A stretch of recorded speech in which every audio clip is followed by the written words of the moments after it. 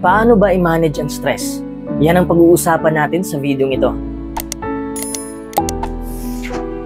Ang stress ay isa sa mga pangunahing problema ng modernong henerasyon. Halos lahat naman tayo ngayon ay na-stress. Labis tayong naguguluhan kung paano i-manage ang stress. Kaya't gusto nating maiwasan ito sa lahat ng panahon. Pinangarap nating mabuhay ng malaya sa stress. Pero alam mo ba na kung walang stress ay wala ring kasiyahan ng ating buhay? Halimbawa, ang gitara. Dapat i-adjust mo ang string ng tama para maganda ang tunog. Kung ang tensyon ng string ay kulang, pangit ang tunog. Kung ang tensyon naman ng string ay sobra, masakit din sa tenga ang tunog. Kung tama ang adjustment, maganda rin ang tunog. Masarap sa tenga at nakakagaan ng puso. Ganito rin dapat sa buhay. Kailangan natin ng stress. Pero yung saktong stress lang para ma-enjoy natin ang ating buhay. Kung wala kang nararamdamang stress, ibig sabihin na wala kang masyadong ginagawa sa buhay. May benepisyo ba tayo makukuha sa stress? Kung nakakakita ka ng babaeng sexy at mga machong lalaki, malalaman mo na kagad na may disiplina sila sa kanilang sarili at nag-workout sila. Walang makaka-achieve ng ganyang kaganda na physique kung walang effort, kung walang pinagdadaan ng stress. Makakakuha ka ng katamtamang stress kapag ikay nag-gym. Pinalalakas mo ang mga kalamnan ng iyong katawan upang makabuo ng mas matibay na pangangatawan. Kung ikakapit natin yan sa ating buhay, mapapatibay rin natin ang ating katawan, ang ating emosyon, at ang ating isipan. Sa pamamagitan lamang ng pagharap ng mga hamon sa buhay, maaari nating ihanda ang ating sarili na harapin ang mga hindi inaasahang sitwasyon na halos walang kahirap-hirap. Gayunpaman, kung gumawa ka ng labis na pag-workout para lang mapadali ang paghubog ng iyong katawan, sa halip na maganda ang resulta, sakit pa ang makukuha mo. Ibig kong sabihin, too much is not good. Ang sobrang stress ay nagdudulot ng kapahamakan. Stress that is manageable and of short duration is good for us. Maaari nating makontrol ang stress at gamitin ito para sa ating advantage sa pamamagitan ng pagsunod sa mga hakbang na ito. Number 1, pahalagahan mo ang stress. Huwag kang matakot na may stress ka. Pahalagahan mo yan. Halimbawa, kung na-stress ka sa trabaho mo, magpasalamat ka na lang na na-stress ka. Kasi may trabaho ka naman. Maraming ang tao dyan na na-stress kakahanap pa ng trabaho. Kung may takdang aralin na ibinigay sa'yo ng iyong guro, pagkakataon mo na to na patunayan na ikay disiplinadong tao, na kaya mo ang iyong takdang aralin. Saan ka? Na-stress ka kahit wala kang ginagawa? O na-stress ka pero may patutunguhan ka? Number 2, given na yan. Kung buhay ka pa ngayon, ibig sabihin na may stress ka pa. Patay lang ang hindi may stress. Kung pulis ka o sundalo ka, nakaka-stress maghabol ng mga kriminal. Nakaka-stress mag-maintain ng payapang lipunan. Asahan mo na yan sa trabaho mo. Kung may trabaho ka ngayon, asahan mo na may stress ka sa mga overtime, sa mga katrabaho mong sipsip, at iba pa mga hamon sa kumpanya. Asahan mo na yan upang makapaghanda ka na araw-araw. Maghanda ka na harapin ang lahat ng problema sa buhay. Number 3, umiwas ka sa nakakapagpa-stress sa'yo. Umiwas ka sa mga tao o bagay na nagdudulot ng sobrang stress sa buhay mo. Sabi ko nga kanina, ang sobra ay masama. Kung sobra nang nakaka-stress ang negatibong tao, iwasan mo ang mga taong yan. Sila ang makakawasak ng iyong mood. Kung sobrang nakaka-stress ang paggamit ng social media, iwasan mo muna yan.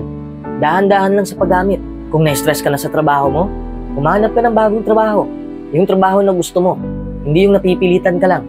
Number 4, ibahin mo ang iyong focus. Huwag kang masyadong mag-focus sa stress upang hindi mas lalong lumobo. Huwag ka rin gumamit ng mga negatibong bagay para maiwasan ng stress. Yung iba kasi naninigarilyo, pampakalma lang daw nila. Yung iba din umiinom, inaabuso ang kanilang katawan. May iba nga nagdodroga para daw mamanhid ang kanilang emosyon. Ang method na yan ay makakapagpagaan naman ang pakiramdam, pero sa panandalian lamang. At ito pa, may seryosong negatibong epekto ito sa katawan mo. Imbis na stress lang ang kalaban mo, dumarami na. Dapat alternatibong method lang ang gawin mo, gaya ng paglalakad sa labas, maglalaro muna saglit, magpapahinga, mag-meditate, pumunta sa nature, at pwede ka ring manalangin. Number 5, magplano ka.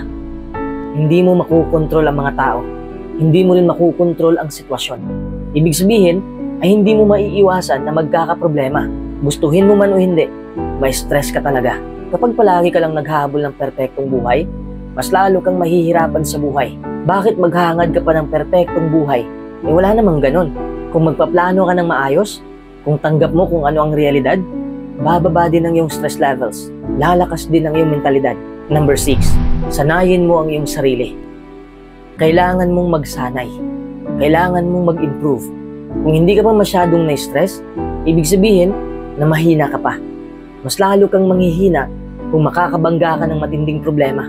Pero kung nasanay ka na sa stress, kayang-kaya mo na ring lampasan ang lahat. Hindi madaling lampasan, pero makakaya mo. Dapat araw-araw mong sinasanay ang sarili mo. Araw-araw mong lawakan ang iyong pangunawa. You must constantly improve your knowledge, improve your skill, and improve your strength in order to develop the ability to take any type of challenges comfortably. Sa sandaling tumataas na ang level ng iyong abilidad, kayang-kaya mo nang harapin ang mga hamon nang hindi sumasailalim sa anumang uri ng stress. Number 7, alamin ang dahilan ng stress. Tanggalin mo kung ano ang dahilan ng stress mo. May nabasa akong libro na ang author ay meditation instructor. May isang babae na palaging uma-attend ng meditation class at ramdam ng instructor na sobrang stress palagi ng babae. Ilang linggong nagdaan, tinanong ng instructor ang babae kung bakit stress na stress siya. Sabi ng babae na may utang siya na dapat bayaran pero hindi niya makakaya kasi kulang ang income niya. Sinabihan siya ng instructor na wag mo nang umattend ng meditation class para makapaghanap siya ng extra income. Kita mo yan? Maraming paraan para matanggal ang stress sa buhay natin. Hindi pwedeng stress na stress tayo pero wala tayong gagawin. Dapat umaaksyon tayo. Ang dahilan ng stress ang patayin natin para hindi na lumaki pa ang problema. Kung na-stress ka dahil sa relasyon o dahil sa one-sided love lang, gumawa ka ng paraan para matanggal ang sakit na naidulot niyan. Number 8, matuto kang magpahinga.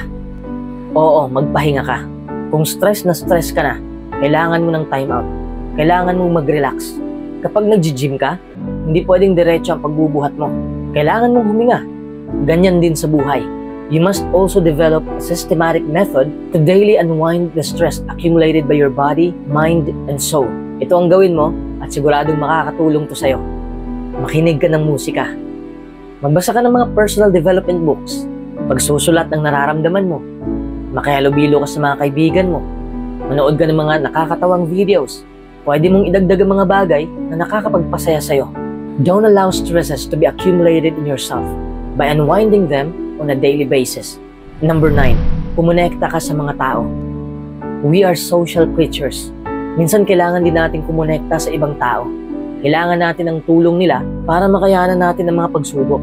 Ang mahirap na bagay ay magiging madali kapag nagkakaisa. Magpatulong ka sa mga kaibigan mo, sa pamilya mo, sa kamag-anak mo. Mas dodoble ang tapang at lakas mo sa pagharap ng mga hamon.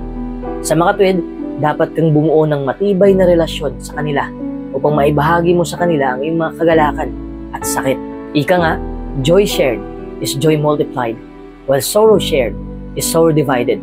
Learn to invest in relationships every day so that you can reap rich dividend of love, affection, and support in the time of your need. Number 10, humingi ka ng tulong.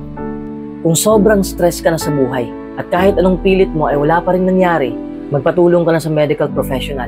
Sometimes people who have undergone through similar problems can suggest the methods which do not occur to you in your natural course.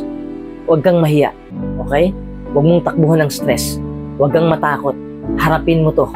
Kapag stress ka ng konti, normal lang yun. Tandaan mo to, kung wala kang kahit konting stress, ibig sabihin na hindi ka namumuhay ng maayos. Bakit? Ang taong hindi na-stress ay walang bagong ginawa sa buhay. A stress-free life is not worth living because that shows that you have stopped taking challenges in your life and hence you have virtually stopped living. Harapin mo ang bawat hamon sa iyong buhay. Gawin mo yan upang marami kang matututuhan. Maintain the right amount of stress to lead a happy life, to lead a successful life, and to lead a purposeful life.